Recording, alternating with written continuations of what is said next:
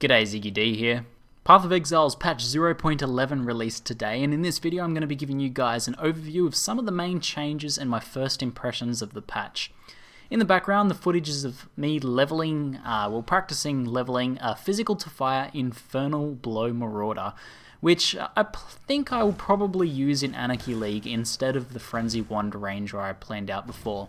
I respect one of my characters and tested the Frenzy Wand Ranger, and I think it's going to be a very endgame build and not that fun to play, at least compared to a multi-striking melee splashing Infernal Blow Marauder. So I think I'm going to go with this melee build in Anarchy League. I just think it's going to be more fun to level and more fun to play, and probably more fun for you guys to see as well. So sorry if you guys were keen for the Frenzy Wand Ranger. It's something I might do in the future, but it's one that I'm going to leave for now. Maybe I'll roll it in Onslaught League later on. Anyway, I'll kick things off with an overview of the changes made to the passive tree. Now, the patch notes did a good job of explaining the majority of the specific changes. However, a few more of the changes that weren't in the notes I'll go over first. Firstly, in addition to the reduction to all resist passives that are kind of just spread all over the tree, the 2 elemental resistance with shields nodes were reduced down to 10% from 15%. So this might affect some Righteous Fire builds and other people that were relying on shields for their resistances. It's a pretty big nerf, obviously, but yeah, it seems to be an overall thing that they're trying to reduce the resistances across the board, and this was one that, although they didn't mention, also got touched. Secondly, Catalyze near the Templar was nerfed down from 50% overall to 40% elemental damage. So that's another little nerf to elemental damage overall. And that kind of goes hand in hand with some of the other buffs and things that they've done, which I'll start explaining now. So that's all for the specific changes I wanted to point out. As you guys can just look at the notes to compare like specific nodes and how they've changed, and look for the ones that are in your build that change. But I'll go over the broad picture that's now been painted by the changes to the passive tree, because it might give you guys an idea of what ZiggyD are trying to achieve with these changes and what builds and things might be strong in patch 0.11. So firstly, evasion builds are now much more flexible and viable since you can have some armor and energy shield. Now this is a specific change, but I just wanted to point it out here as well. It also means it's possible, maybe not viable, but possible to make Eldritch Battery Acrobats, since you can have 50% of your energy shield. The only problem I foresee with that is to make a viable evasion build, it seems like you need pure evasion armor, and to get that energy shield, you're either going to need to run the aura, the energy shield aura, or get some energy shield on your gear. So that it's a possibility. We might be able to see some Eldritch Battery Acrobats, and that would be cool to see. But yeah, I'm not sure about the viability of that one just yet.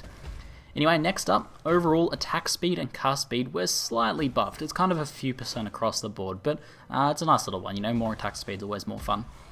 Next up, critical strike chance with bows and all melee weapons were buffed massively, doubling in some cases, which is, yeah, massive, pretty huge.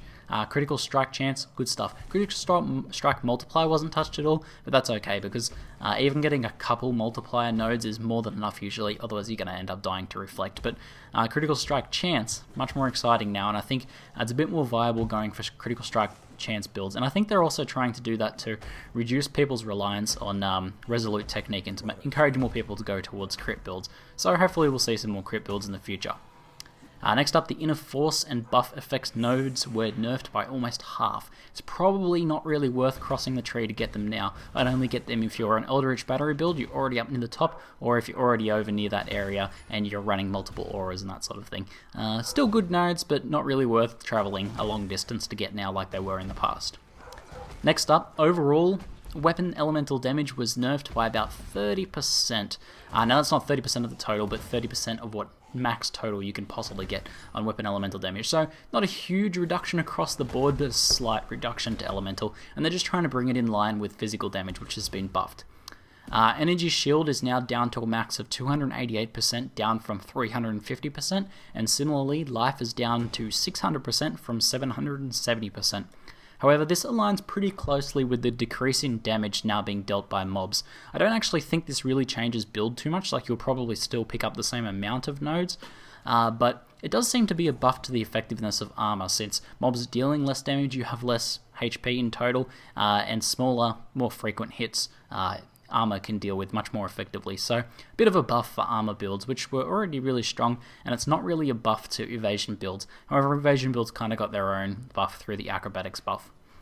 Next up, pretty much all physical damage has gotten a huge buff, with axes being the standout, going from 240% up to a massive 370%.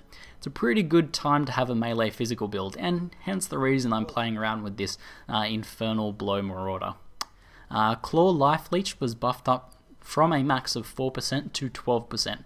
Pretty big buff, especially when combined with the increased physical damage that they can now do. So claws are getting much more of an identity as a leeching sort of weapon. That said, they still don't have many choices in viable skills, so that's something that ZiggyD will hopefully add pretty soon. And the final thing is Elemental Adaptation, which was reduced to 2%, increased resistance cap, down from 5%. Similarly to the Inner Force nodes, it's not really worth going across the tree to get this now, unless you're already at Resolute Technique or Marauder area. I would avoid it. 2% overcap, really not a big thing unless you're a specific build, and if you're a very specific build that needs that, you're probably going to be in that area.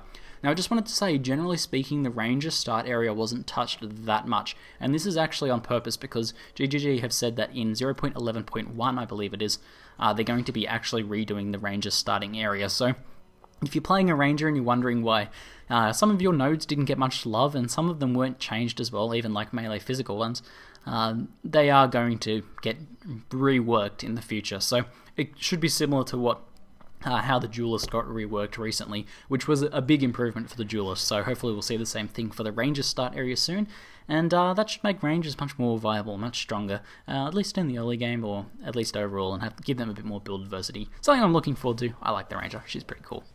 So that pretty much covers the passives. Skills saw a few changes, which you can check out in the patch notes, but the only one that seems to have had a decent impact was Ethereal Knives, which some people are now saying is much weaker. Now I cannot confirm this for certain as I don't play an EK build, but I suspect that Ethereal Knives builds, if they switch to the newly buffed Rustic Sashes, they'll be fine. I think the reduction was sort of just to balance out the increase in the availability of some sort of physical damage, so yeah, I think EK builds will be fine. They just might have to switch to those Rustic Sashes, which are pretty beastly now.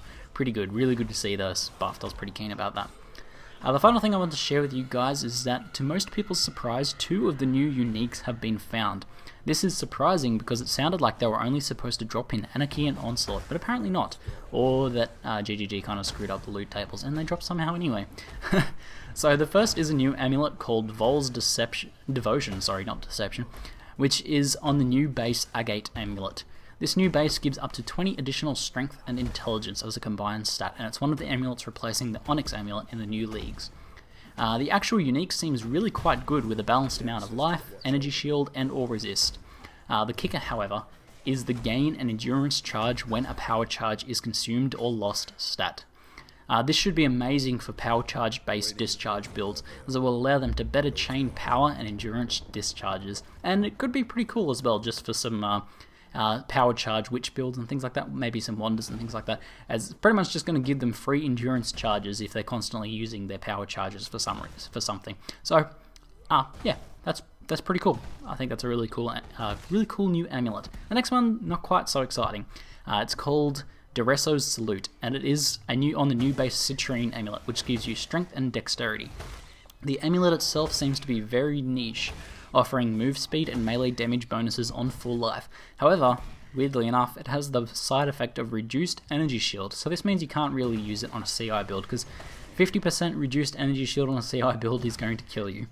It also gives some resist, but honestly I think it will be quite difficult to make a build that uses this item effectively. It's quite unusual overall. I really can't foresee it getting too much use. Anyway, my overall thoughts on the patch is that this patch is awesome. I love it. I love the increase to physical damage. It's a huge buff. They're not just, tweaking a couple % here and there. This is they've gone all out on this. They say, all right, we know that physical damage was just didn't compare in any way to elemental damage. Elemental damage not only has higher damage potential, but it also offers awesome crit and status ailments. So they're like, what physical needs to do to compete is just do a crap ton of damage, and that's what they've done. Huge increases, and I also really like the decreases to life and mob damage. I think it should just offer a much more variety of possible builds to us in the future. And along with the upcoming 4-month leagues, which are a day or two away, I'm super excited for.